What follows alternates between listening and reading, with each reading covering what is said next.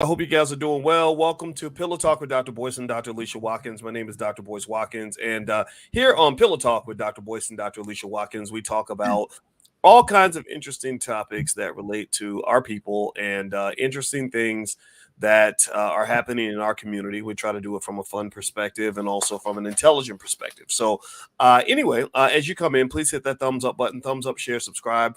Also, quick reminder, this podcast can be found on Spotify and Apple. So if you go to Spotify and Apple, just look up my name, Boyce Watkins, and you can find my stuff there as well as stuff from my wife, Dr. Alicia Watkins. So, all right, so let's get started with the topic for today. The topic has to do with these lists. There are these lists that have appeared mysteriously on the internet. Nobody knows where they come from. They just sort of come from people.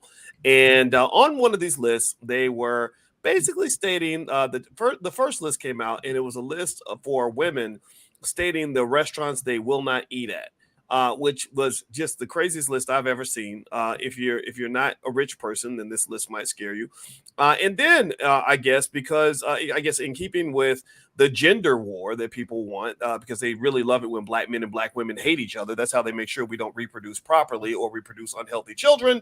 There's a list that came out from some men talking about the types of women you should not date. So we're going to read that list. But before I even get into that, I want to greet my lovely wife, Dr. Alicia Watkins. How you doing today, baby? You're looking good.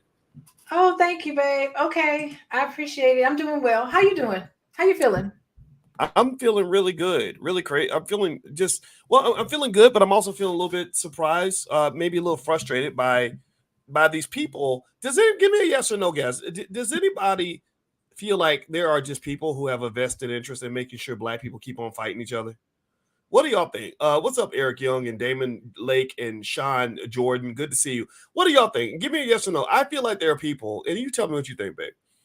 Are I you a think that. conspiracy theorist? Are you saying this is a conspiracy to separate black men and women from each other? Well, if you look at stuff like Willie Lynch and all that, that's what Willie Lynch is all about. It was like keep these Negroes fighting, and if they're fighting each other, they're never going to fight the real enemy. If they're always battling each other, they'll never be able to battle their adversary. They certainly won't be able to stand up to white supremacy because they're so busy killing each other. What do y'all think? Give me a yes or no. Do you think that there is an effort to do this? I think that there is. What do you think, babe? I think it's an effort to do this, but I don't think it's working. I don't think I see this. When I look into Okay. my office and I meet with couples in my office, they don't bring up a list of what you got to do and demands you need to make. No, we collaborate together about how they want their relationship to operate, and everybody has an equal voice in that. So I'm not seeing that, and maybe I'm not a touch, but I'm not seeing that in my office. And I just feel like it's just entertainment, boys. Entertainment. Okay, Yeah, that's cool. Well, that's a more optimistic perspective. I think I it's am not just optimistic. entertainment though. I think it's a conspiracy. If you look, actually, and we're gonna show you guys the list in a minute. But as you come in, please hit the thumbs up button and share, subscribe, all that stuff. So I kind of feel like it is entertainment, but it's dangerous entertainment. I don't believe that there's any such thing as entertainment, and I'm assuming that you could probably hear that perspective because you're an expert on the subconscious mind. Just in case y'all don't know, she's not Dr. Alicia is not just an awesome and gorgeous black woman, but she's one of the world's leading experts in areas related to the mind and social work and stuff in the subconscious. And I kind of feel like entertainment is designed to keep black men and women divided. Like if you look at the most famous black couples in America right now, it's people like Blueface and Christian Rock. Those two are about as dysfunctional and crazy as you can imagine. They're the new Bobby Whitney, and you saw what happened with Bobby Whitney. Whitney's dead, her daughter's dead. Bobby looks like he could keel over at any moment. I think that's what they want for the black family. I'm not trying to be mean, but I just that's what I'm seeing. Yeah, I mean, you're right, because the subconscious mind, um, when we see images of black women and black men together in a very dysfunctional way, it subconsciously has an effect on us. It's like we see ourselves fall apart. And how could that not, on some level, translate into our own relationships? So you're right. That is a subconscious warfare going on. Yeah, I agree with Yeah. you about that. All right. So what I'm gonna do is, as you guys hit the thumbs up button, I'm gonna pull up this first list. I got the list over here. And also, Dr. Alicia's website is coachingwithdralicia.com. So if you are interested in talking to a good therapist, feel free to go to coachingwithdralicia.com. All right. So let's see here. All right. So the first list, I think this is the one from the women. I got to get the one. Oh, actually, shoot. The one from the women, I want to do that first, but let's just do the one for the men. So what the men did, I guess, because we live in a bitchy culture where men feel like they got to go toe to toe with women and compete with women. They made a list of some group of men. I don't know who these men are. But they made this list of women that you should never take on a date. Y'all ready? All right. So here is what it says. It says number one. I'm gonna go through the list quickly. Then we're gonna go through it again slowly because there's a lot of stuff on this list. One, single mothers. Two, women with tattoos. Three, women who dress like this in public. I don't know what this is. Like what? Yeah. I don't know. That's what I'm saying. Number four, sex workers like OnlyFans girls, mattress actresses, strippers, call girls, escorts, etc. Instagram models, bottle girls, etc. Bottle girls, I guess they carry the bottles at the club. Five, women with an IG page. So if you have an IG page, that officially makes you a super whore who's unworthy of love, apparently, according to this list. Number six, women with non-ear piercings. Seven, women with purple hair or any other unnatural color. Eight, women with hoe friends. Nine, quote-unquote models who market to men. Let's see, 10, women who travel regularly. So if you are a woman who travels regularly, according to their list, they're saying that you're undateable.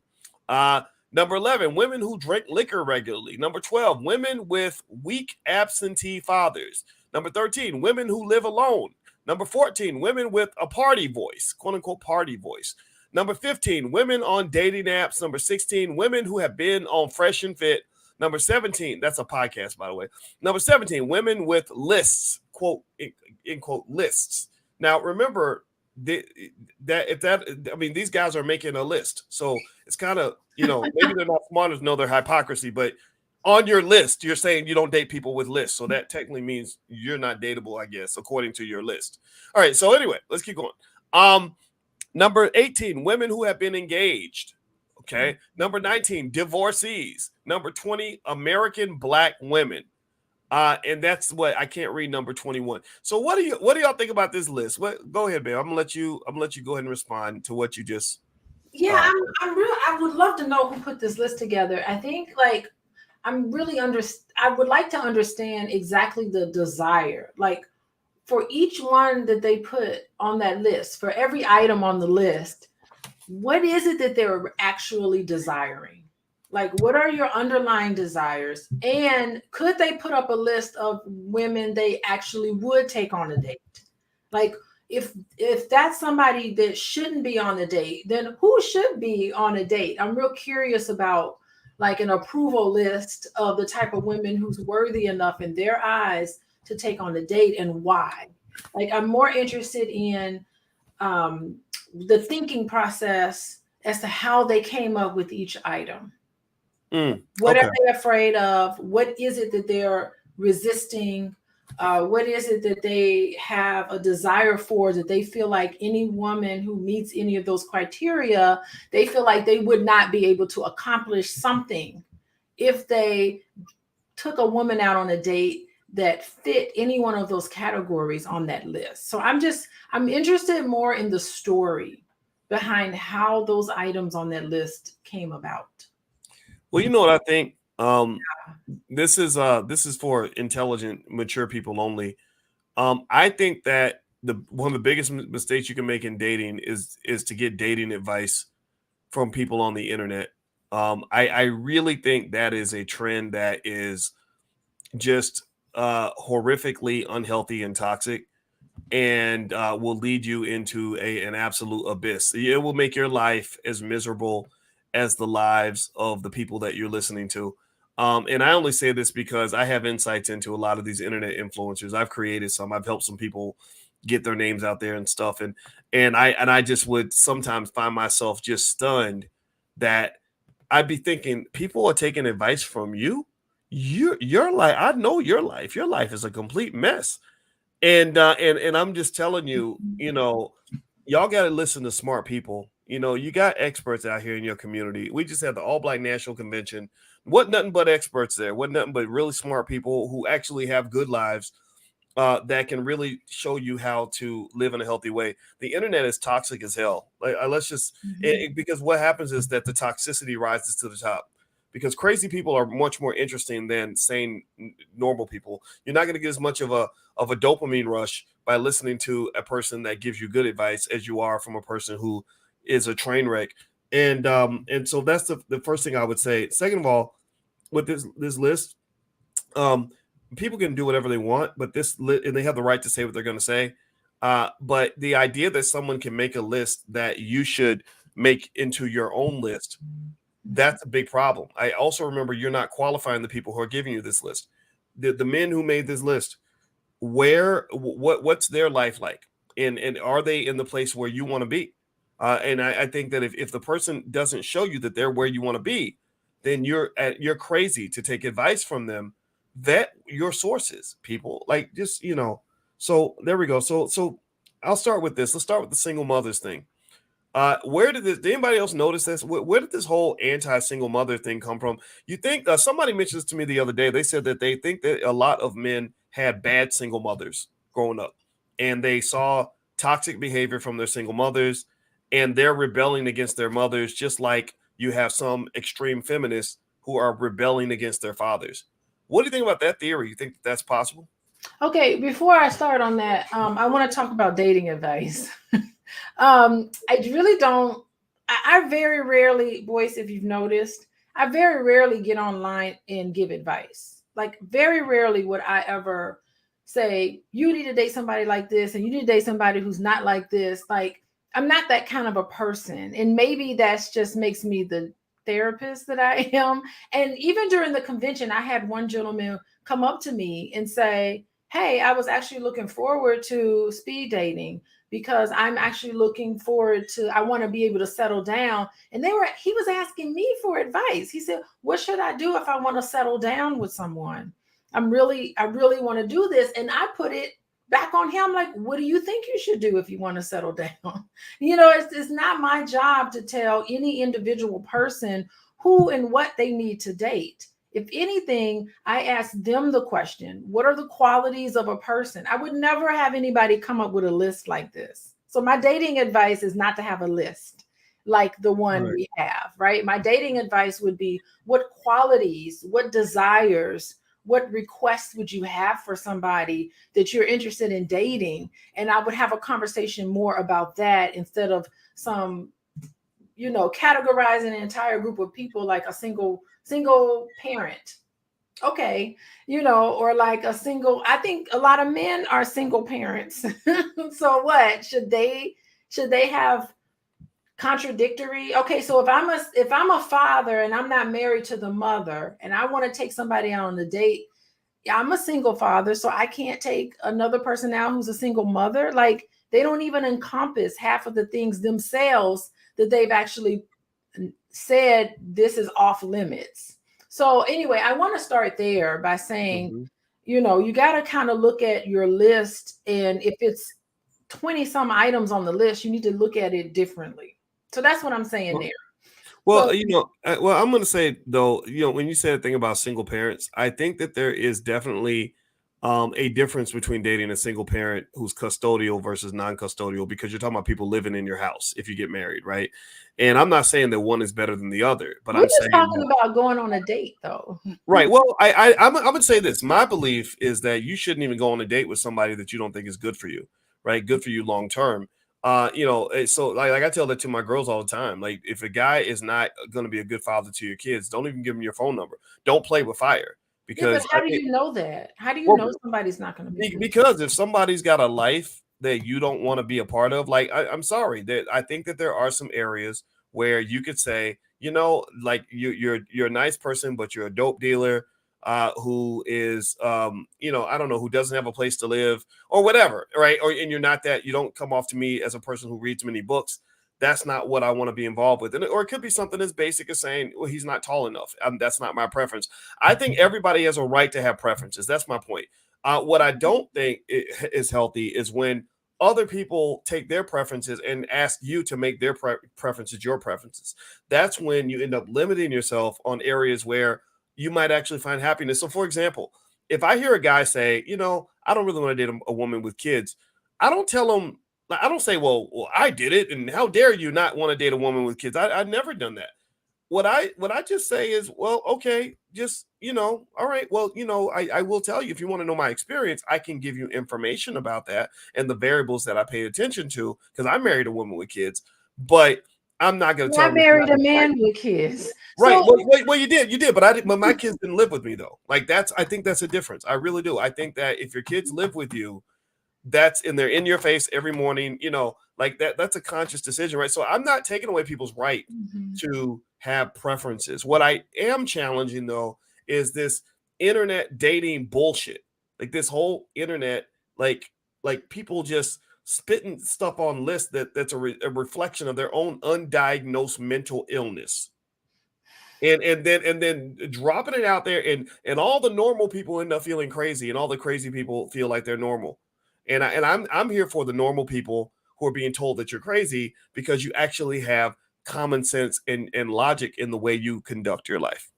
Okay, so my question is, what is it about a single mother that makes women who fit in that category reduce down to just this one label, number one? And number two, what is it about that experience that's undesirable? Like, that would be my question. Okay, well, I think that's a great question, right? And I'm not here on any level to say that it's an undesirable experience. I married a woman with children. I'm not gonna call you no single mother, because I don't like labels. I don't know. I married the woman of my dreams who has 3 amazing, awesome children who I love like my own. I kid you not, one of the greatest gifts in my life is the children that were part of the family I married into. And part of the reason I thank God that I'm an independent thinker is that if I was a young man who didn't know himself, I know who I am. I don't need some Negro on the internet telling me what kind of man to be. That's what manhood is, in case y'all don't know. And I just I feel bad for those young guys who are gonna pick some horrible woman because of that criteria and miss out on the joy of getting to be part of the life of some child. They could really use their support, and so I think that conversation can be had without it getting into this whole like everybody should do this or everybody should do that. Like, I think that's just incredibly stupid. There have been millions of men marry women who had children, and millions of women who married men that had children, and it was great, And so when people start making these hard, fast rules, like or like what like what I mean, come on, like I as smart as Kevin Samuels was, I hated the fact that he reduced himself when he would say women over 35 are leftovers. Don't nobody want you. I'm like, speak for yourself, dude. Speak for yourself, man. Like stop saying things like that, because you are condemning entire groups of people. And I think it's incredibly unfair. And I've seen women do that too, where they'll take men, they'll say if a guy went to prison, you don't marry no Negro from prison. Da, da, da. Well, no, every person's different. I think that's what we're missing when we make these blanket assessments. Yeah, I'm just really curious again, when you meet a woman and she is a parent, custodial parent to children, is it like, what is it? Is it that you don't want to be with a woman who's had multiple children with multiple different men? Is that what it is? That's a category. Like, this is what I'm just okay. Are you're asking? Are you asking me? You're really asking? Or are you asking rhetorically? It's up to you. I'm not asking you, Boyce. Okay, I got it. Okay, I just want to make sure. I didn't know if I was being asked to answer, because I could give you my assessment, but I've already spoken a lot. So go ahead. Okay, I wasn't asking you. I'm asking the person who put this particular item on this list. Like, I'm curious. I'm just curious about it. Like, I don't judge it. I don't talk about it necessarily, but I'm just curious about it. Like, what is it about a single mother? Is it that they're having multiple children by multiple different men, and they're careless about their reproductive health, and they're just sleeping around with a whole bunch of people, have a whole boatload of children in their house, and their daddies ain't around? Like, that's a scenario where maybe they're like talking about a single mom in that particular way. Like, I don't know what their thinking process is, but I'm wondering if it's similar to that sort of thing. And that's different from having one child versus having a bunch of different children by a bunch of different men. So that's what I would say about that first item on the list. I'm curious about the thinking process about someone who is Okay. careless. Maybe it's a woman who's careless about her reproductive health, and she's someone that doesn't think things through, and just lets any man run up in her or something like that. So that's Yeah, what I'm thinking. I've heard, Underline that. yeah, I've listened to the guys talk about it, because I follow a lot of channels. I try to understand where guys are coming from. And I Mhm. think that there's the perception, which sometimes I get it, I completely get it, where they feel like I think there's a resentment over the fact that maybe a lot of men have run into women in their 20s who were chasing the bad boy, the quote unquote, the rapper or the thug or Or a whatever. good guy. No, It no, could no, be no, a no, good no, no, guy. no. But listen, hold Mhm. on, wait. You're don't Yeah. interrupt me on this. This is a man's perspective. This is my perspective as Yeah. a black man, and it's a boy's perspective too. But I think it should be heard, right? And No, I I think that agree. they I'm agreeing with you. right. So I think that they feel sometimes they feel like women will do like Sierra. You date a guy like Future, who there's nothing redeeming about him as a potential husband and father. He makes it clear. He has a song called about how he likes to sleep with 3 women at once and stuff like that. And you'll pass up the guy who is the Russell Wilson or the good guy, the guy who's doing the right things, making good choices. And then after Future gets you pregnant and leaves you with 2 or 3 kids and maybe a couple of diseases or whatever, then when you're 30, you're calling up the Russell Wilson guy because now you're ready to pick a husband. And Russell, is like, no, I'm not. You didn't want me when I was 24 and when I was shooting jumpers in the gym. You don't get to have me now. So I think that there's like this sort of like I got you, or almost like a revenge kind of feeling of like, like you didn't want me back then. Why you want me now? And the reason I can empathize with that is because that has happened to me. I've seen that. I've been 23, broke in school, and been and passed over for a guy that seemed maybe cooler or whatever, but he wasn't a good husband type. And then had that same woman 8, 9 years later reaching out trying to get my attention, and I wasn't interested by that point because I had a lot of options. Because by that time I had money and I was successful. So I think that men, that's the narrative I think a lot of men feel, and it does happen, right? But what I hope men will understand is that does not happen to everybody. That is not every story, and I think that when we're talking about something as sensitive as black children, I just think we have to have some sensitivity instead of just saying that because your mama or your parents did not stay together, you don't deserve to have any sort of a male role model in your house. That's what I don't like. Yeah, and even if a woman passes a quote unquote good guy earlier in her development, it's okay. Like, everybody develops differently. Like, sometimes you go through phases where you like this particular type of person and you transition to you become more mature, you grow up, you live life, you're able to reflect on your experiences, and you say, you know what, I don't like that kind of guy no more, I like this kind of guy. And guess what? It is okay for you to change your mind on the type of guy that you like. So I just wanted to make that. I think it's perfectly okay, Yeah. right? And I think that what some people feel, it seems, is like, yeah, it's okay for you to change your mind, Mhm. but I think a lot of men are like, well, you're not going to change your mind with me That's because I fine. don't. But Right, right, right. And I'm I in a think different place now. right, and I think that right, and I think that is the distinction, right? I think that it's okay for a guy to say, no, back then you didn't want me, now I'm hot, you all on me. I'm, doing the Mike Jones thing, right? And I'm not interested in that. But I think to sort of blanketly state that any single mother is not worthy of love is that's almost like women saying that no man who's ever gone to jail deserves deserves love or marriage. And I think that would be a horrible statement to make about black men, but there are women that say stuff like that, right?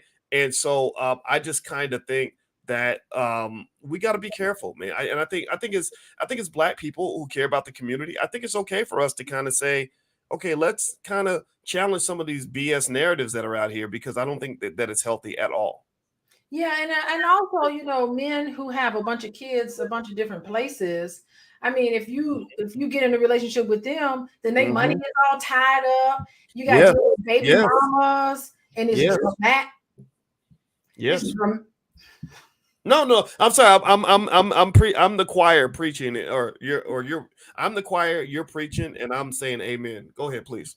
it's dramatic. You got baby mama showing up at your door talking about, here, take this baby. I mean, it complicates things up. So I mean, it goes both ways when it comes to, and these poor little kids are in the middle of it. Are you my new mama? Or, what all these sort of things are happening. So that's what I'm just curious about. Why don't you go on to the next item on the list? I'm curious with it. Okay. Are we going Okay. to go Yeah. through the list? Okay. Yeah. Yeah. So I think in the conclusion on the whole single mother thing, I just think everybody should. Every situation is different, right? And I look at dating as a market. That's what it is. As an economist, there are lots of tools we have to evaluate markets, and the truth of the matter is that not everybody has the same market options. So if you're a person that has a ton of options, yeah, you can be that single mom. If you're super hot and you're a great woman, you could have more options than a woman that never had kids. Or if you're a guy, or you could be a guy who's broke as hell, got 5 babies, mamas, or whatever. But if you got it going on in a lot of areas, then you might have more options than a guy who doesn't have any babies, mamas, or who's making $1 million a year, right? So with markets, it's just like the job market, Like if somebody says, "Well, I demand to make 300,000 a year, and I only want to work 5 hours a week," well, if somebody says, "Well, that's unrealistic," that's unrealistic. Well, for who? There are people out here that work 5 hours a week and make 300,000 a year. Y'all do know that, right? Y'all give me a yes if you understand where I'm coming from. There are people who can make $1 million and work 5 hours. Will Smith could work 1 hour and make more money than most people make in a year because he's Big Willie, because he's Will Smith. But regular guys, that is unrealistic. So I think the same thing is true when you talk about women. When you say that a woman who is like, when somebody says something stupid to me, it's all. I'm sorry, I'm gonna call it stupid because it's late at night and I don't have the words to be nicer about this. It's stupid as hell to say to a woman or man or anybody, "Oh, well, you're 42 years old and you weigh 190 pounds and you only make X amount of dollars and you got 2 kids. It's unrealistic for you to want somebody who blank, blank, blank." That is a false statement. That is as silly as me saying that it's unrealistic for you to to have a GED and expect to make $100,000 a year. There are people with GEDs that make $10 million a year. You have to know the nuances, right? For most people, it may not be realistic, but for that one person, it could be. Right. So I think that people that make these blanket statements, they just don't understand how markets tend to work. And that's the point I want to make. So let me go to the next one. All right. So the next thing on the list. Can I comment on Oh, that? please go ahead, Bear. Yeah, yeah. I mean, I like what you're saying because we're limitless. And I think that when you put lists together, when you put things together like that, that's putting limits on people. And I think that that's a mistake. And I think the mistake is more so not with the men who put the list together. The mistake comes where women who see that list, and if they see themselves, oh, it's a category, oh, I fit 3 of the items on the list, oh my goodness, I'm not worthy of it. That's the part where it gets dangerous, when you start internalizing that and thinking that you are less than of a person because your category is up on that list. Oh my goodness, this is why I can't date anybody. I'm undateable. I'm unlovable because I have a list, or I'm unlovable because I meet certain criteria that's on this list that makes me unworthy of being dateable. And so it's more so for the women who are looking at that list and stigmatizing themselves. That's the unfortunate part of the list. And men, and I think just anybody, male or female, right? Because Mhm. who the hell, you ain't never gonna define me by no damn list. Now only thing a list could tell me is it could give me data. Like, for example, I'm gonna tell you the truth. I did not know. It took me a long time to understand how important height was to women. I didn't know that me not being 6 feet tall was a strike against me. I never thought about it, right? Until one day, there was a lady I liked, and she got real nervous to tell me. She's like, "Well, I don't really know how to tell you," because I thought she was gonna tell me something really devastating, and she said, well, well, you're not tall enough or something. And I was like, oh, okay. I don't give a shit. Like whatever. Like there are a million things about me that make me a great man. And if you don't think I'm tall enough, that's okay. Plenty of women did, right? And there's plenty of great things about dating me that have nothing to do with my height. And I, my wife is 100 times more gorgeous than this woman was. So whatever. I wish her the best. It's not so if I had heard that It's though, okay. right. So what that did, what the data that did give me was, it's like, so height is really important for some women, but height ain't my strength. My strength is my intelligence. If my intelligence were height, I'd be 8 feet tall, right? So that's my strength. You work with your strength, and so what I would say to anybody is find your strength. Like if you date a guy and he says you weigh too much, well, find you a man that likes a woman with meat on her bones. There's plenty of men out here that will love a big, thick, delicious black woman. I know I'm one of them, right? So if somebody says some dumbass shit, I'm gonna call it dumbass shit because I've heard it and it made me angry when I heard it. Well, what is your dress size? What is your weight? Like, are you serious right now? You really acting like a black woman can't look good as hell and weigh, over 200 pounds. There are women that are 200 pounds that are absolutely gorgeous, that can knock out any skinny girl that walks by. I just think that smart people should have a different conversation, and it's an important conversation because this is our families, this is our connection to each other, and I don't want to be mean and put limitations on each other and attack each other. I just don't think that's going to work, and I won't cuss anymore. I apologize for cussing, but that stuff just makes me mad. Agreed. Agree. Okay. All right, everybody. Do me a favor. Hit the thumbs up button. Thumbs up, share, subscribe. You're watching Pillow Talk with Dr. Boyce and Dr. Alicia Watkins. My name is Dr. Boyce Watkins.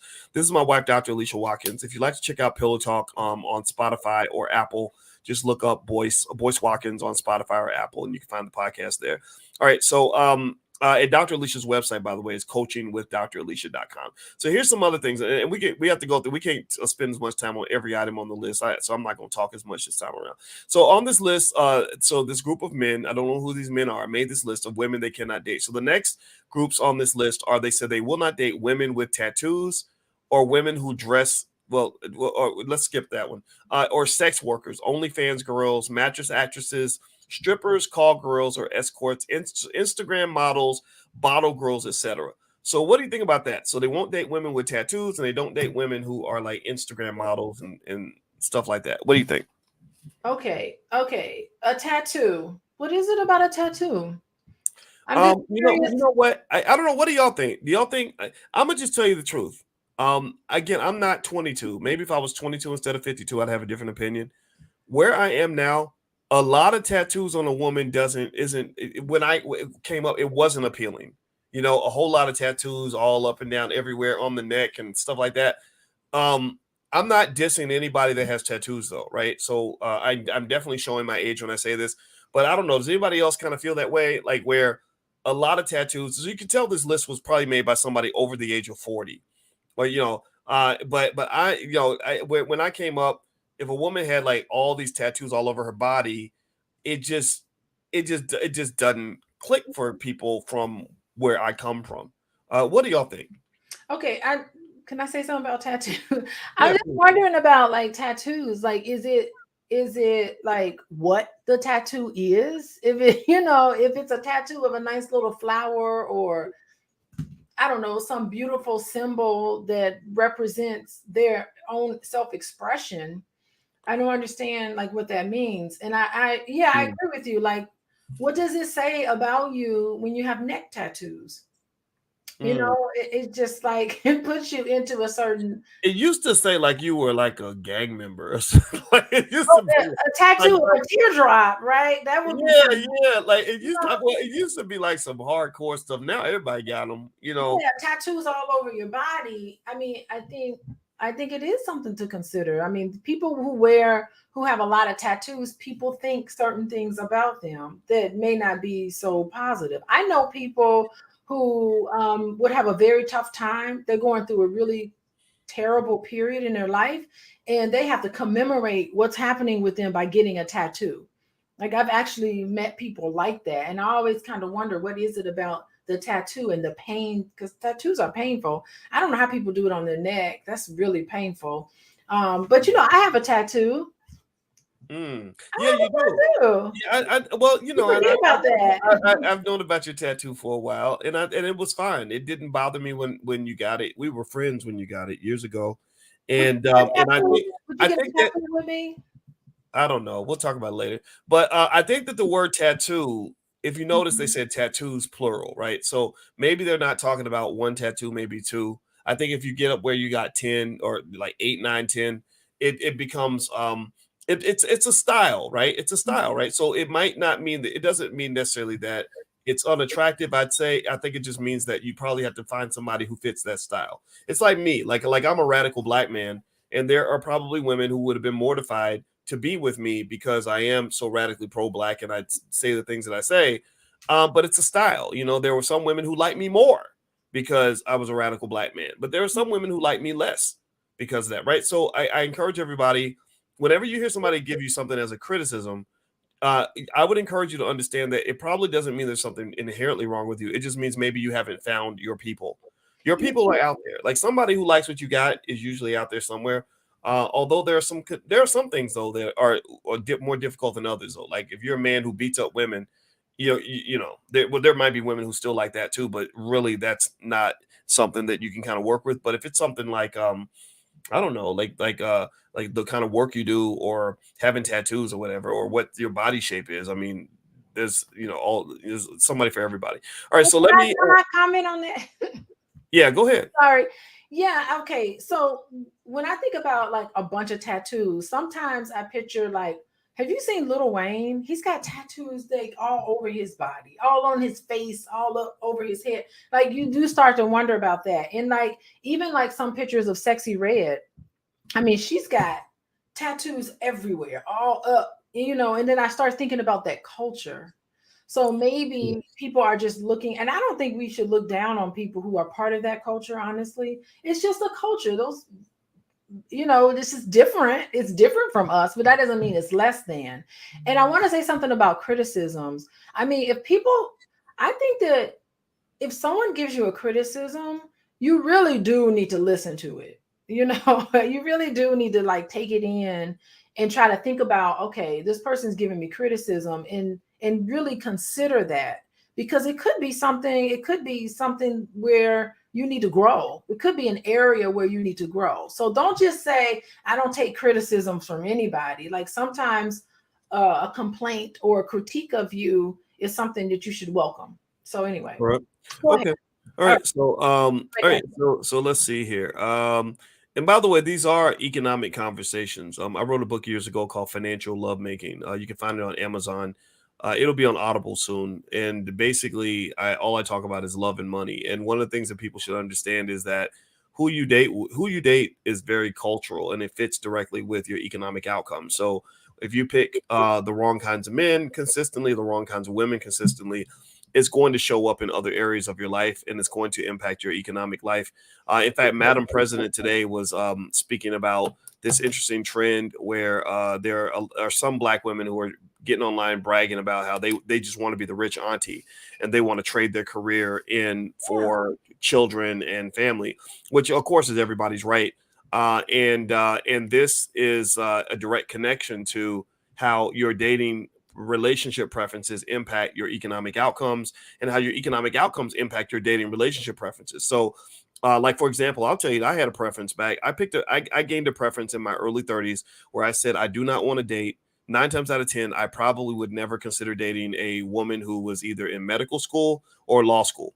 If you became a doctor or a hardworking lawyer, I wasn't interested. And now What was it about? What was it about that? well, a lot of our views are shaped on our experiences. So when I was 29, I met a couple of women who were doctors, and they grew up with these hardworking single mothers who told them to focus solely on education, don't worry about boys, put boys on the back burner.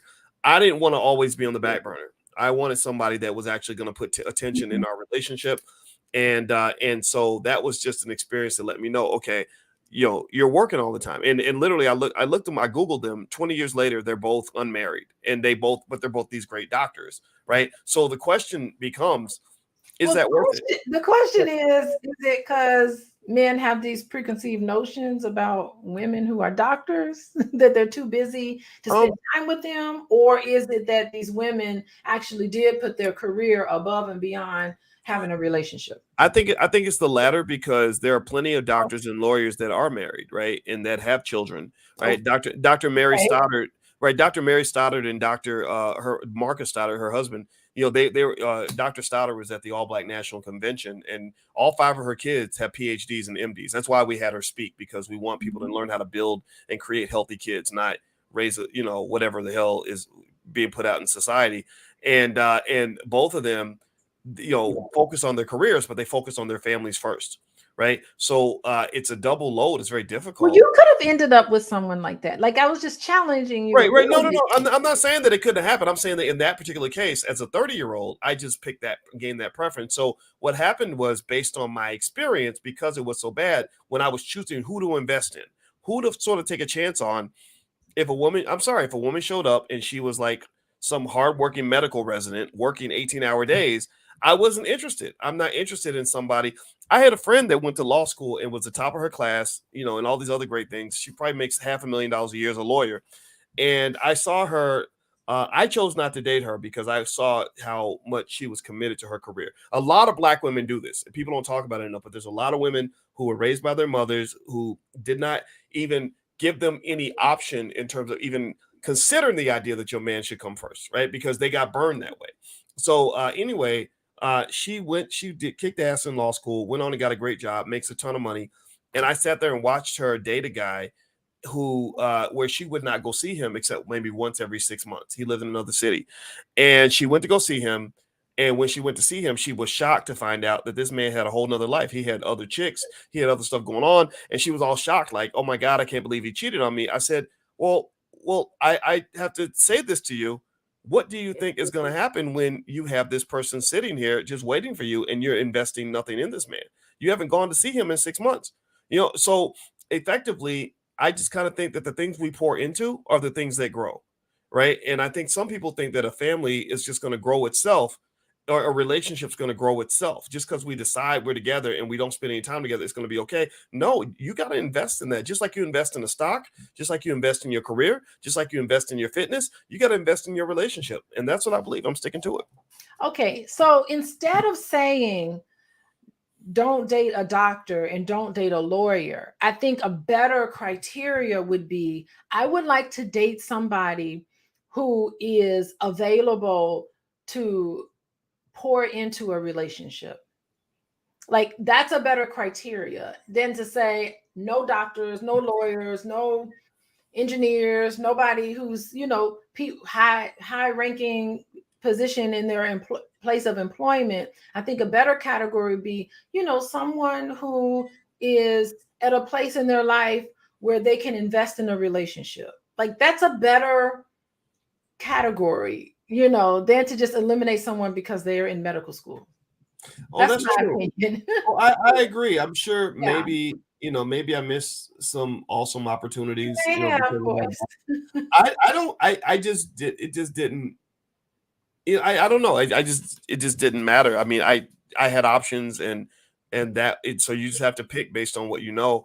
And I kind of think it's one of those things young people should have more conversations about. They don't talk to enough young people about the trade-offs and how the things you do while you're young are going to have a huge impact on your life when you get a little bit older.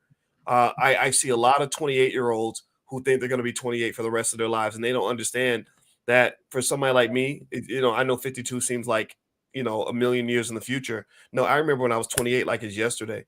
And the things I did at 28 affected my life when I was 38 and 48. And I think that so I would say if you're getting bad advice from people on the internet who are telling you, like men, what men get told is that they don't ever have to settle down. And it's hard for a lot of men to settle down because you have so many different women in terms of options, especially if you're a man that has a little bit of money and you're not too ugly. And even if you are ugly, you're gonna have a lot of options, and it's very easy to get caught into that lifestyle and not invest in anyone or anything too much. And the thing about it is that you get a little bit older, you might have some regrets there. And I would encourage any younger person to really talk to older people to make sure they understand what's at the end of the road. Because one day you're going to wake up and you're going to say, damn, I'm not 32 anymore. Now I'm 42, 52. Now I'm not trying to go chase a new chick. I'm not trying to get on the internet and find out how to get more ass, right? I've been there, done that. Now I'm thinking about, I'm looking at my friends who've got kids and grandkids who love them. They got a good woman that's been by their side. They have somebody that can take them to their doctor's appointment. And I don't have any of that because I was living like Kevin Samuels as a 25-year-old, even in my 50s. Kevin Samuels, in my opinion, and that people are going to get mad when I say this, but when he died alone, died next to a woman that did not even know him, did not love him, did not give a shit about him, that is exactly what I want young guys to understand. And I know people get mad at me for saying it. I just I don't care. I just truly do not care because people on the internet will lie to you just to get clicks and views on their videos. And if you allow these words to affect how you live your life, you're going to find yourself in some horrible situations. Okay. So 2 things I want to say. First of all, I do talk to a lot of men, and they do say there's a lot of women to choose from, but they still end up feeling kind of lonely because it's not the quality of the woman that they're really looking for. They say, you know what, I'm out of all these women that I have to choose from, I'm still not finding the one for me. So they're still on the other end of it, feeling very alone. So I want to make that comment just based on my discussions with men. Second thing I want to say about Kevin Samuels, which I think is really interesting, is that had Kevin Samuels been married, clearly he had a medical issue, and I'm not trying to blame it on him that he passed away the way he did. But one thing I want to say is that, you get a good wife who will cook you home cooked meals and make sure that you're on top of your health and make sure you're at the doctors and who will take care of you in terms of your medical maybe maybe that single lifestyle kind of wears out a little bit, and you really need to have, instead of eating out and taking women out to these unhealthy restaurants, eating steak or whatever he was eating, if he had a nice stable woman, his longevity. And that's the thing about marriage for men. Marriage benefits men 10 times more than it benefits women. I'm not making this up.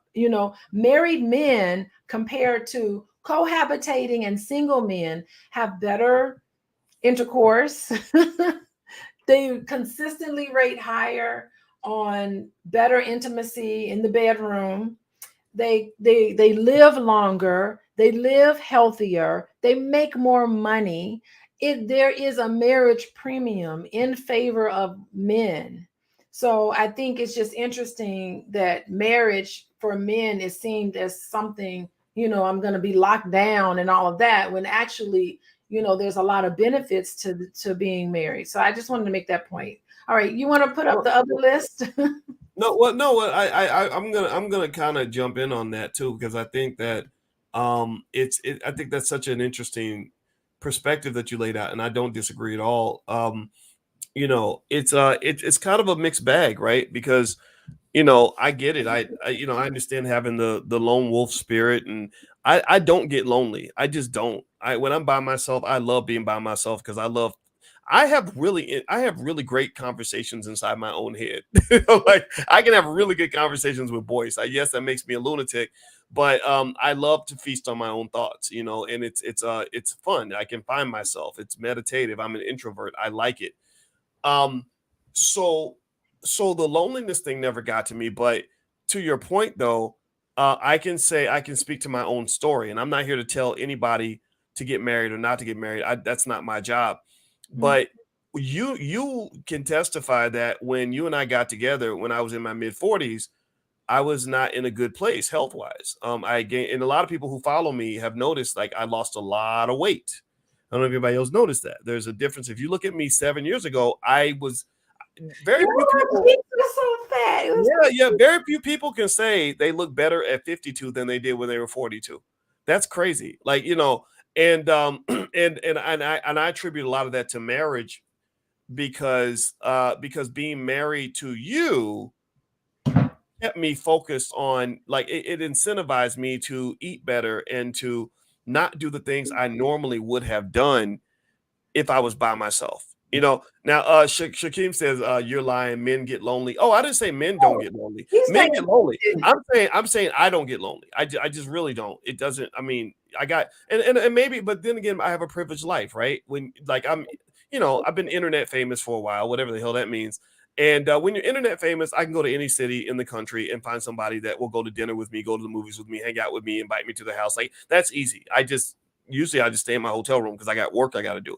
So the truth is, there are some people who just don't mind being with themselves. And I think that if anybody's thinking about like maybe trying to process what kind of partner do I want or whatever, I think that the best benefit I can say with marriage, because marriage ain't easy though. Marriage does take work and you have to kind of evolve. Is find somebody that's going to be a good teammate and helping you to become the person that you want to be. Yeah. Right. Right. And and so for me, what I can state as the benefits of marriage is number one. I mean, I married the woman of my dreams. That's the first thing. I've never thought of a woman more beautiful than you. That's the honest to God truth. But then two, there is just this idea, like the way you get me up to go to the gym at 6 o'clock in the morning. Like I wouldn't be doing that shit by myself. Hell no. And I love that because it's kind of like you're pulling me. You don't even make me go, but the fact that you're going makes me say, "Come on, boys, we got to do this." You don't want to get fat. You don't want to be out here looking like Roland Martin and stuff. So let's. I'm playing. That was mean. I shouldn't have said that. But anyway, so I know that was so mean. That was the meanest thing. But anyway, there's also like in the afternoon you'll cook the food and it's like, okay, I shouldn't be eating unhealthy food because my wife cooked something that's healthy, or we'll have when we have chili and you'll use turkey meat instead of ground beef, and just little things like that. And then career wise, it's awesome working with you because you're an absolute workhorse. And I didn't realize that would be a benefit. Actually, I didn't even think much about the fact that you had a PhD. I respected it, but I didn't think the synergies would exist. So what happens is that I learned something from marriage that there's a huge benefit if you are married or dating somebody who is in a similar profession to you, especially if you have a profession that most people don't understand. Only 1% of the country has a real PhD. I'm talking about real hardcore, like went to school 5 years, studied online.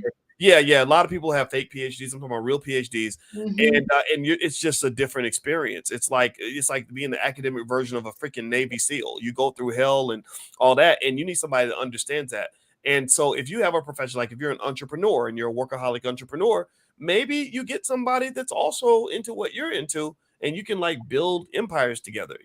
So I did not know that my wife would be such a great teammate, right? So, but I'm not sitting here. But I would never sit here. Oh, here's the other benefit. Here's the other thing that I just love. I really like being a dad. Like yeah, sure, I could have went and had some kids or whatever, but I don't want to change diapers and stuff. So you had these kids; they were already here, and I love Black children. I like mentoring kids, and it's been really fun gaining the skill set required to learn how to connect with kids. It's not too late. It's not too late to have a baby. You want to have a baby with me, Boyce? No, we're not having any babies. But really, but seriously, but it's funny. Like it's not like you can walk in and be like, "Well, I'm Dr. Boyce Watkins, and you're supposed to listen to me." The kids don't care about that shit. You got to find other ways to connect, and it really helps you with your soft skills as a human being. So I saw myself evolving and growing and gaining tremendous amounts of patience that has helped me in a lot of areas in my life, right? It even helps me as an airplane pilot, right? And then being an airplane pilot helps me as a dad, and all those things help me as a business owner. So I would encourage anybody, whatever move you make in your life, try to challenge yourself and put yourself in spaces that are that seem uncomfortable, but will give you room to grow, because as you watch yourself blossom into a better person, you'll be proud of that. Okay, put the list up of the women's list. I've had enough of the men's list. All right, so there's a list of restaurants women refuse to eat at. This is so hilarious. So here are the restaurants that women refuse to eat at. Hit the thumbs up button, by the way. Please hit the thumbs up button. And by the way, Dr. Alicia's website is coachingwithdralicia.com. So she sees clients and stuff. And so if you want to go take a look at what she does, go to coachingwithdralicia.com. All right, so we're going bowling. Wait, hold on. Wait a minute. So a group of ladies made this list. I don't know who these ladies are. I assume that they're all a group. It should say a group of lonely ladies made a list of places men shouldn't take them on the first date.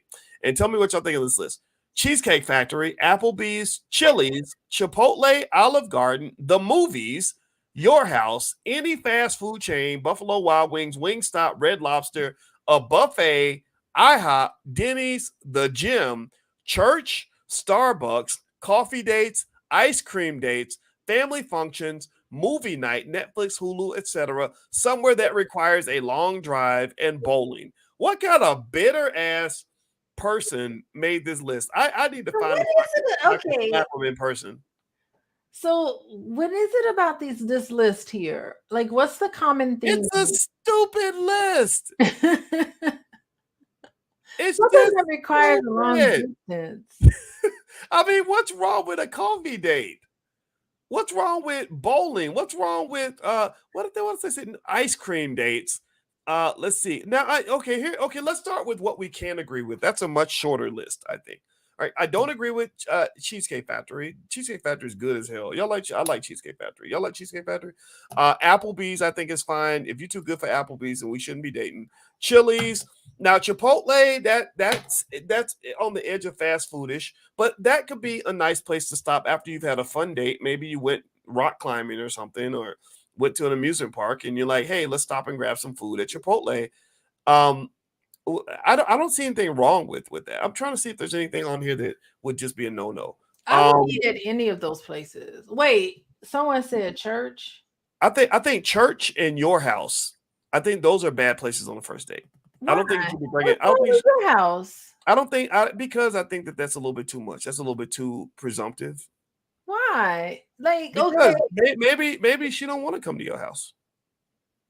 okay, but I don't know what's wrong with going to someone's house. Like, boys, when we were dating, you cooked me. I came to your house and you cooked me dinner. You cooked me breakfast one time Yeah, but I at mean, your house. come on, we were in our 40s. People in their 40s, they do whatever the hell they want. What the? We went to the pancake house. And I had been your friend for a long time, so it's Yeah, not but like you took me to the it's pancake not like house. you thought I was some type of predator or something. You know, I think if you didn't know me and it was our legit first date, like our first date was different. It was like, oh We yeah, we've didn't been have a friends first for date. 20 something years. Let's try to date each other. I think that doesn't count, right? I think that we've known each other, you know, and we you and I ate breakfast together without it even being a date. No, it wasn't a date. Remember you came to see me and we went to that really good restaurant in Chicago. That was back Yeah. when I lived 2 blocks from Barack Obama, and we walked over to that pancake house. And so I think that going to somebody's house on the first date, yeah, that's a lot. Going to church at first date, that's a lot. Going to somebody's family function on the first date, that's a lot. Why would you bring somebody to Yeah, meet your family on the first date? it might be a lot, but church may not be so bad. It could be like you're looking for a God-fearing man. Now, if church, Just now, saying, now if you're bonded, go to yeah, church with me. Right? yeah. It ain't happening. Well, if you're bonded around church, like if church is a core value, then yeah, like you and I met in the library, and we're both professors, right? I don't think that's a coincidence, right? You know, you and I now, if I took you to the library, then you'd be cool with that because you like the library, you like books, and I like women who like books, so that works really well. Okay. But if I had taken you to the club, maybe that would have been different. Like you and I, you probably went to more clubs than I did. I didn't enjoy clubs because I like to sit and have conversations, and you Oh, can't have. I partied. You did. Alicia My would be yeah. Alicia was she wasn't a party animal, but she did go to more clubs than I did. I have fun. All right, so let me pull up the So, list again. so Let's see. I think what we're saying is underneath that, like, what is it? Like, how come we can't go to church if religion is so in center in my life? Jesus is the center of my life. Like, what is wrong with that? And what's What's wrong with wrong with huh? what's wrong with Jesus? Yeah, what's wrong with Jesus? Why is Jesus on the list? What's wrong with bowling? Maybe I'm on the bowling team and I'm an excellent bowler and I want to show off my skills on my date. Like, what's the matter with that? Like, I'm just trying to like point out that a lot of it is what you value and what you hold dear to your heart. What if my mother owns a Starbucks chain, and I'll just be like, hey, let's go to this Starbucks, let's stop by Starbucks and pick up something, and sit down and have a talk and you know patron this business that's connected to me. Like, there's so many contextual things that has to do with every single item on that list that just makes me kind of question and wonder, like, who came up with this list and what was the thinking, again, the thinking process, and what do they really want? What would be something that they would want to go on a date? What would be the list of restaurants, of approved restaurants from Well, I'm gonna tell you this. Black women? I'm gonna tell you this. I wouldn't want to date women who have lists like this. It's a turn off. It's irritating. I think,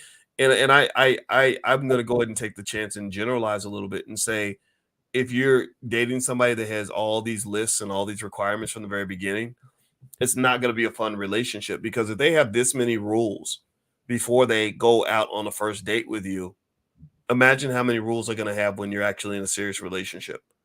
You know, like But boys, what? there's some restaurants I will not go to, and you know what they are. Well, I know that there are some, but and I get that, right? And I think that's okay, but I still feel like But I it's have a reason. So if you told me what's that restaurant? I don't even remember the name of it. I know you don't like Golden Corral. I eat a I Golden. cannot stand Golden Corral. But what you could say is, because Golden Corral, you like that restaurant, right? I do.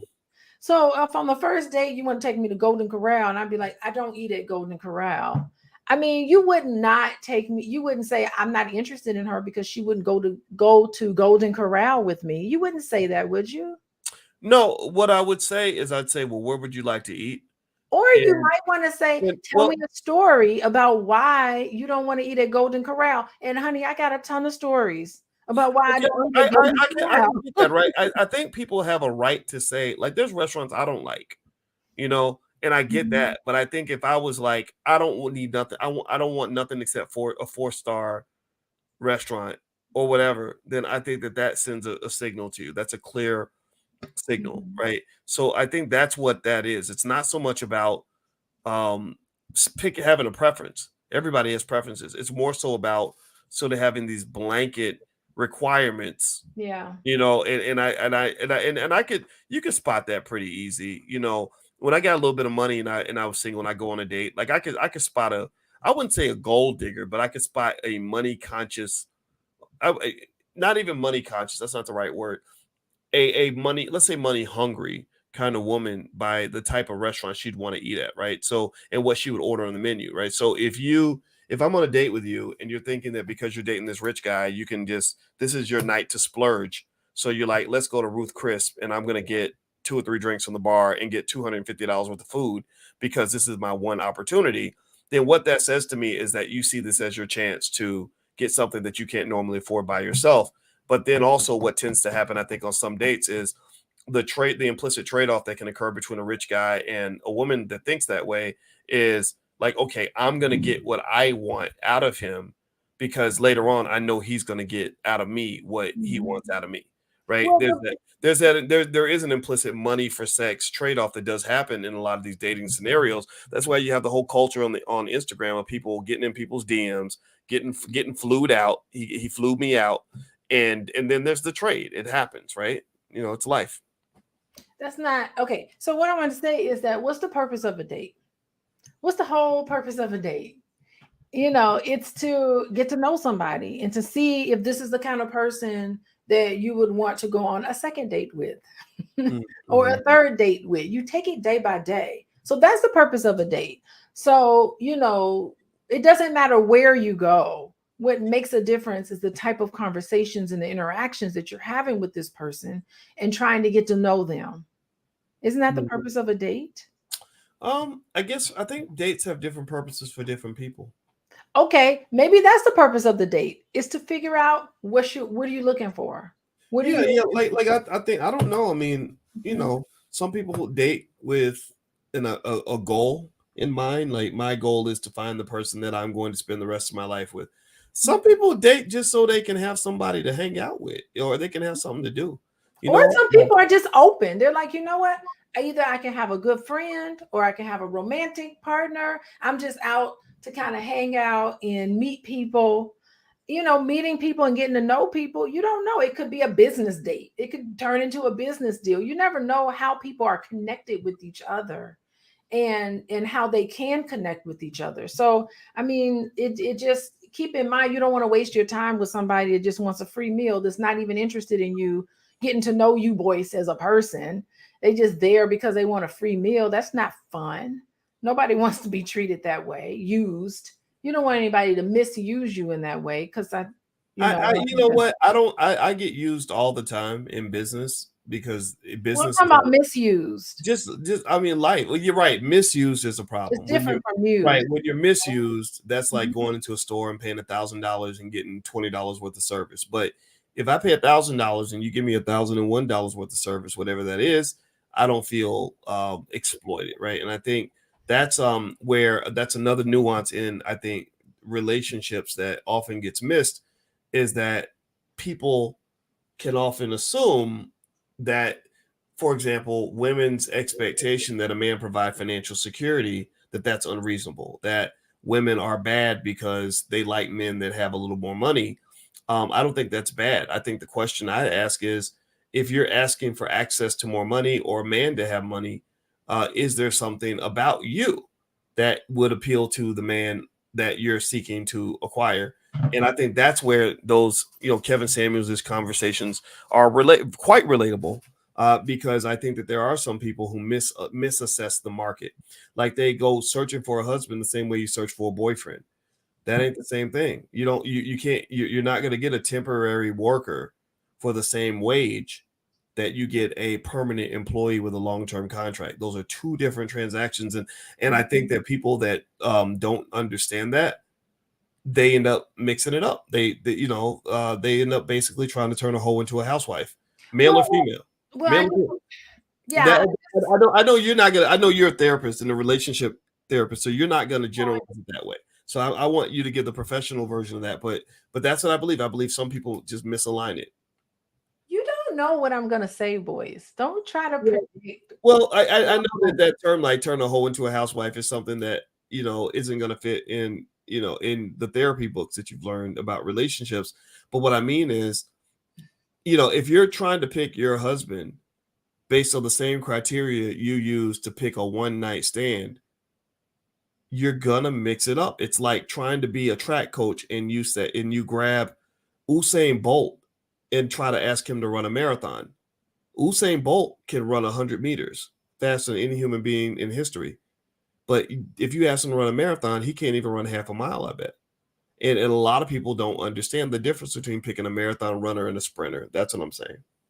I'm saying it's okay. I'm saying that you can, whoever you connect with, that's just who you connect with. Like, I never set out to say I want to get married again. I never said I wanted to be married for the second time. That wasn't what my goal was. My goal in life wasn't, oh my God, I can't wait to get married again. But it happened because we connected on that level and we went through some stuff and we realized that we wanted to be together forever, right? So, I mean, sometimes things happen and you don't have any intentions of it. You're like, let's just see where this goes. And next thing I know, years later, here we are getting married. And so I didn't have that particular goal in my mind. I'm just going to find somebody and I'm going to get married. It was just, I was just going to just date, And so we fell for each other. And I think that's a story for a lot of people, is that, wow, I was kind of dating around and I found somebody that was special to me, that connected with me, and somebody that I see longevity with, and I can't see myself without them. Yeah, I know you could be alone and not be lonely, but there have been many times where we've spent several days apart and you call me and be like, Alicia, I miss you. I really want to see you. And I know it's not that you're lonely, but I know it's just that it's me that you miss. And I love that, right? So I feel the same way. I was fine. I was fine being single forever. I already know what it's like to be married. But it was something that I think was special between us. So Yeah, yeah. yeah. Well, it's special to me too, and I think it's I'm trying to think about my process.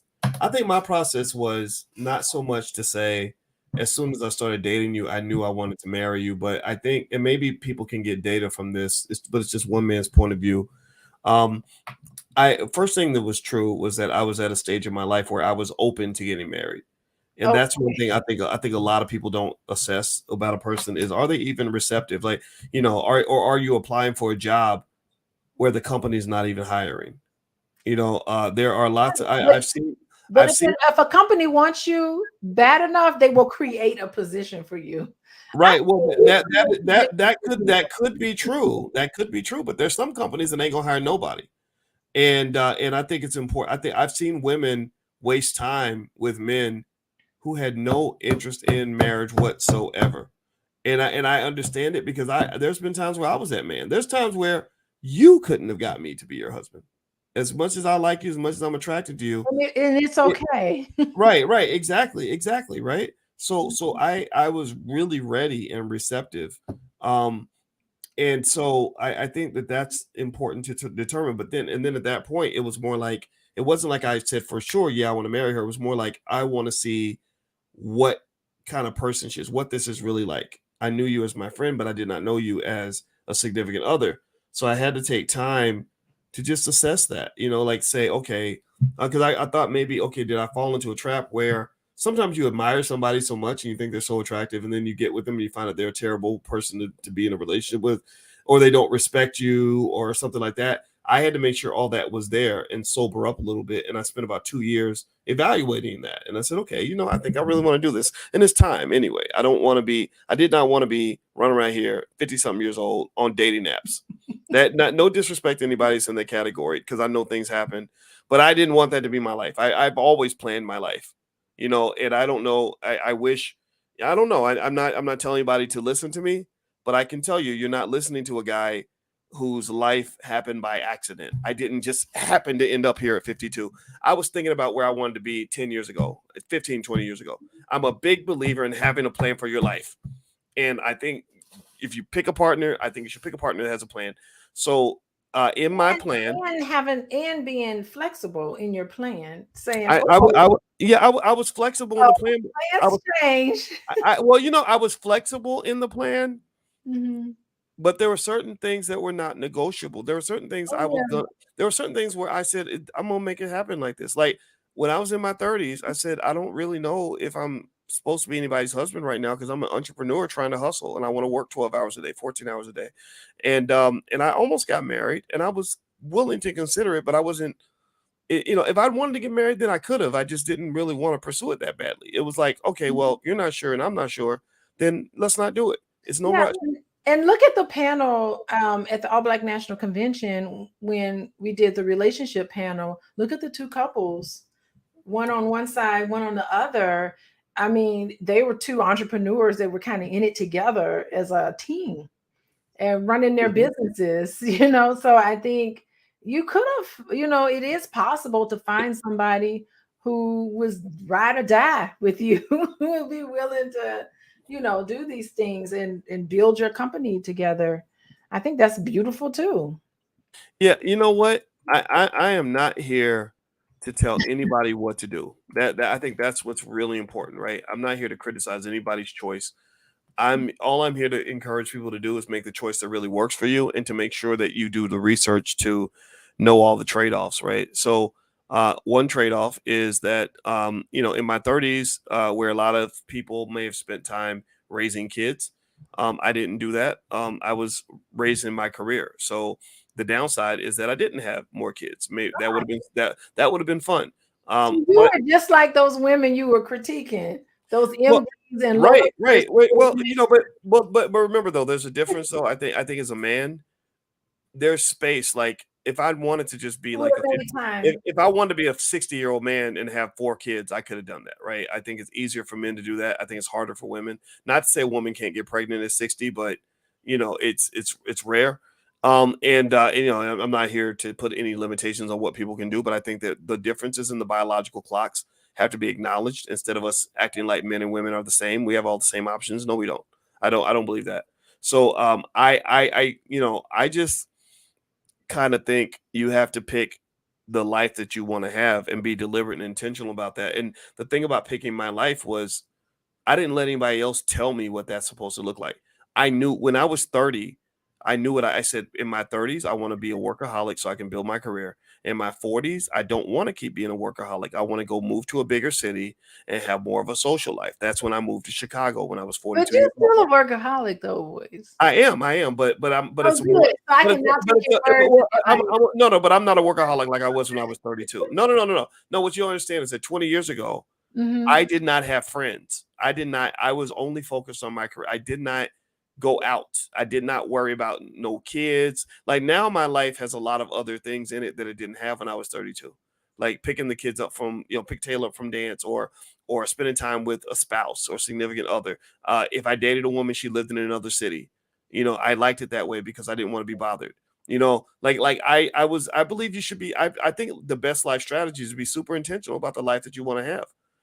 Because the thing that I didn't want was to have a lot of regrets. I didn't. I Mm-hmm. saw a lot of people who got to be 35, 40, 45 years old who regretted their lives. They'd say, "Oh, don't do what I did," or "I wish I had done this. I wish I'd done that." I didn't want to be that person. So I thought about my life insistently on a regular basis, and I thought about making sure I made the right choices to be where I wanted to be. And I don't regret any of that. Yeah, Yeah. so it's like half a dozen in one hand, six in the other, right? So there's pros and cons to whatever choice people make. And Yeah. my question to you, or my sort of like my point that I want to raise, is that in the midst of that, pouring your all into your career, you missed out on the intimacy. And I know you didn't feel lonely. I heard you when you said you didn't feel lonely. But I'm curious now, like moments where me and you are really, really close.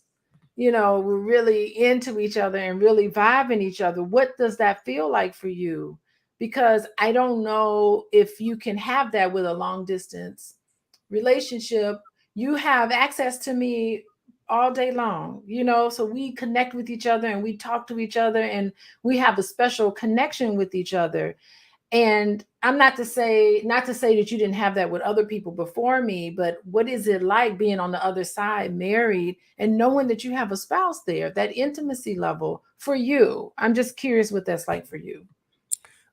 It's a different experience. It it Okay. it it, it presents new opportunities that I didn't have before. It also presented new challenges that I had not seen before. Right. So, in order for me to become Boyce the husband, when I had been Boyce the single guy all those years, um, I had to submit.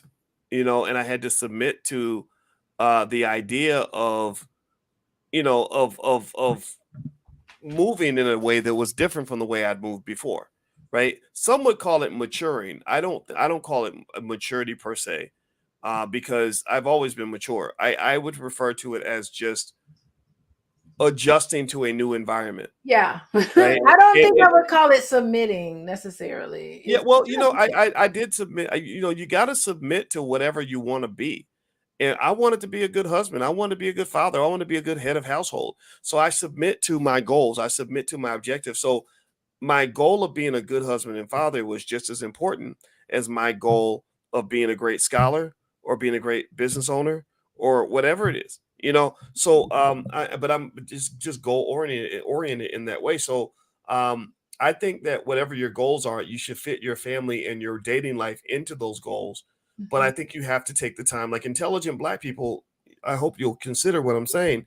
You got to research how to do that effectively. Like, so the stuff I learned about from the Gottman Institute about relationships, and from therapists, and relationship books and research I did, I applied those things. Or just even how to manage crazy teenagers, like all these skills, right? So um I didn't change that much in terms of like my approach to things. It's just I approach this with the same intensity that I approach my PhD program, and Okay. and I'm happy with the result. Like I'm very happy, but also being an optimist helps, right? I think that if you look at marriage as, oh, this sucks, I wish I was single, then yeah, it will suck. You'll wish you were single. If you look at being single as, oh, this sucks, I wish I was married, then yeah, it will suck because you won't be able to see the benefits and the blessings of being single or the benefits and blessings of marriage. I try to find the blessings of any situation I'm in. So when I get up in the morning, I don't wake up thinking like, oh man, marriage has all these requirements. I got to do this, I got to do that.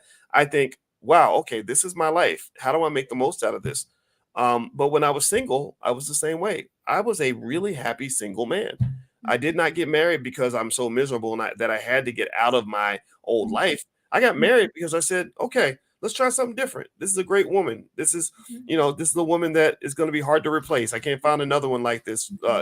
So let me go ahead and make a transition. Plus, I was at a different age, and I just wanted to do it.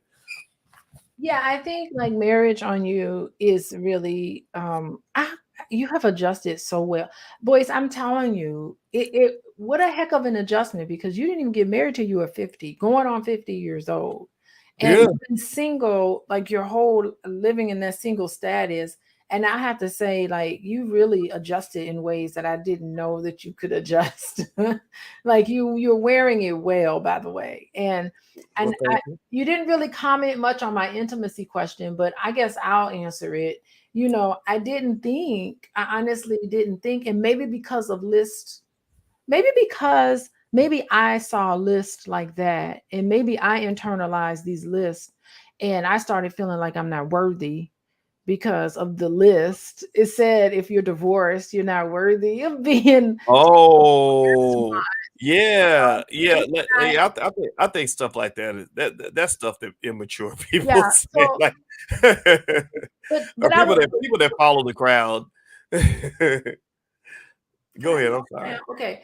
But I will say that, I don't regret anything. Like if I had to do it all over again, I would do the exact same thing and get divorced. And because I know that like the intimacy that we share, I have never had that with anybody.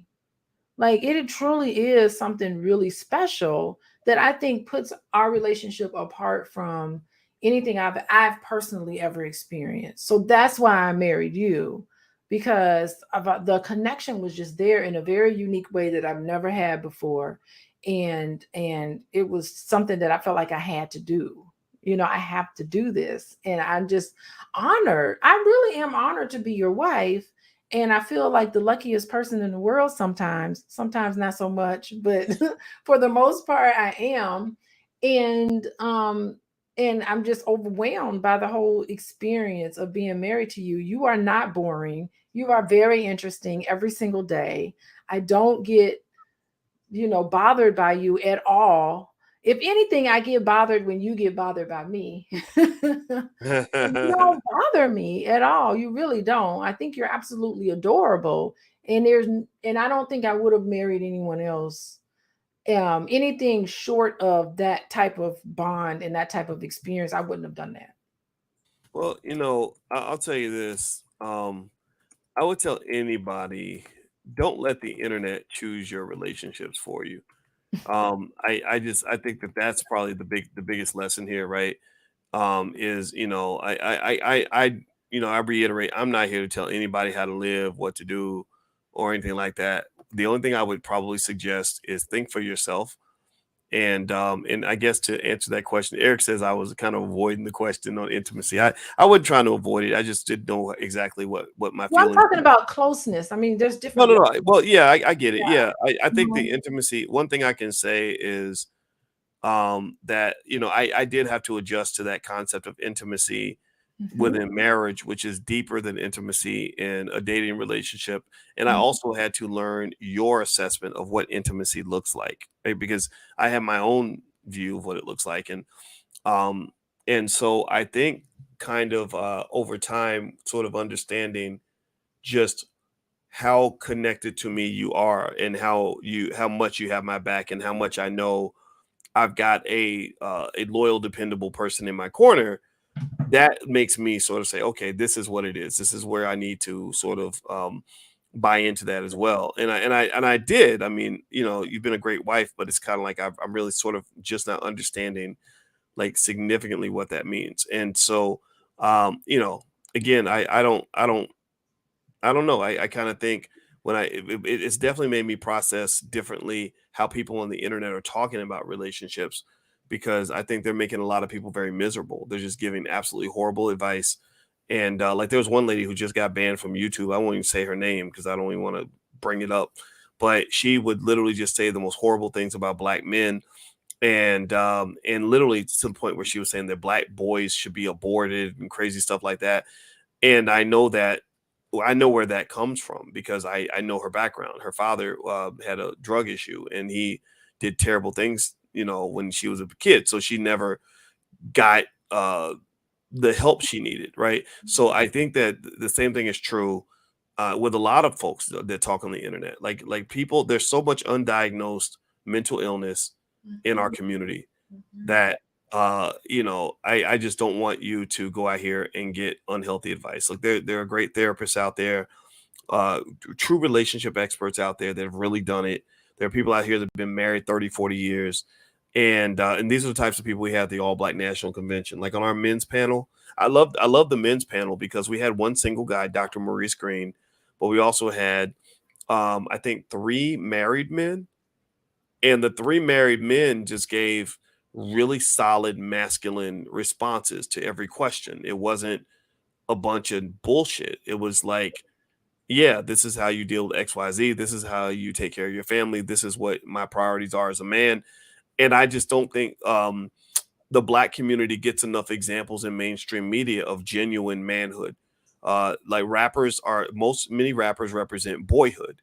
They represent, what I call the bearded baby phenomenon. You got men that have beards and they look like grown men, but they really act like children. If you look at their behavior, it's just like a child. They're not responsible for anything or anybody but themselves. They're not accomplishing anything for anybody but themselves. They pretty much are just pleasure seekers that don't really um, that don't care about anybody but themselves. And I just kind of think that we have to sort of make sure that real men and and solid women that want to build together are represented just as much. Don't these entertainers. That stuff is just all toxic, and they just dump so much toxicity on our community. You Yeah, know, it's really, I always wonder what's behind all of this. I was having a talk with John Boyd about it. And I was like, how do we get this music out here? Like the beautiful music of Infinity Song, which is just pro black and pro healthy relationships as far as I'm concerned. And their haters anthem is beautiful. I'm downloading that song. I did download it while they were performing. I was downloading all the haters yeah. anthem, Well, haters are a blessing. If you like I told somebody, I said, I pray that one day you have enough haters that you don't have to become one. So I pray for everybody in here. I pray that one day you have enough haters so you don't have to become one, because usually even haters in the chat and stuff like that. And that being a hater pretty much means you ain't got nothing good going on. So I pray that you one day you'll have haters and then you won't be one anymore. So anyway, I think it's good time to go ahead and finish up this conversation. And I want everybody to know Dr. Alicia's website is coachingwithdralicia.com. She sees lots of clients, therapy clients, stuff like that. She also has books and things like that. My website is boycewatkins.com. So if you'd like to take a look at some of my books, I have a book, Financial Lovemaking, that definitely fits this topic. Also, if you go to drboycebooks.com and look up Alicia, you can find Alicia's books on that website, our financial flashcards for kids, things like that. This podcast is also on Apple and Spotify. And also my new book, The 10 Commandments of Black Economic Power, is on Audible finally. So you can feel free to go to Audible. You can dig that up. All right, everybody. Well, have a good night. Thank you so much for listening. It was real. And thank you, babe. It was a fun conversation. It was nice vibing with you, sweetheart. And I hope you guys have a good night. See you soon. Peace. Bye.